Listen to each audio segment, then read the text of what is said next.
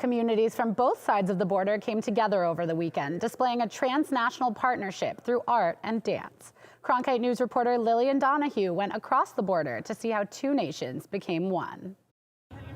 The U.S. Mexico border fence spans as far as the eye can see. As big as it is, for 1 hour, both sides came together in a very close relationship. Two stages, two languages, two countries, one performance.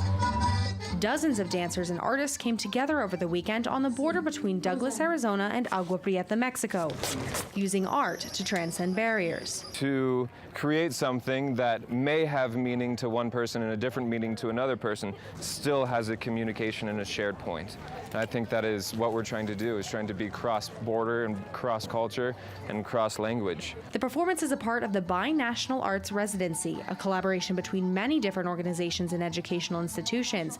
It's also completely led by women. It's a really important moment in time for something like this to be created by women coming together and working together. Alvarez also says the dancers represent a multi-dimensional diversity at a critical time in the history of U.S. Mexico relations. There's this border and we just created a show together. We actually, for a moment in time, existed together in a space.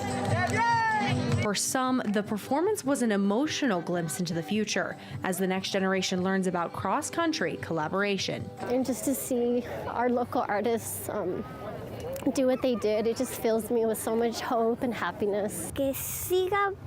I hope that we can continue doing more things like this so that children can learn that we are not two, we are one, like they say, without borders. And if just for a moment, both sides brought together despite the barriers that stand in the way. What were once blank canvases are now filled with color, a representation of the day for those who are going home to their separate countries, but shared 1 hour together. Lillian Donahue, Cronkite News. The 10-day binational residency continues this week with more events and performances in Tucson.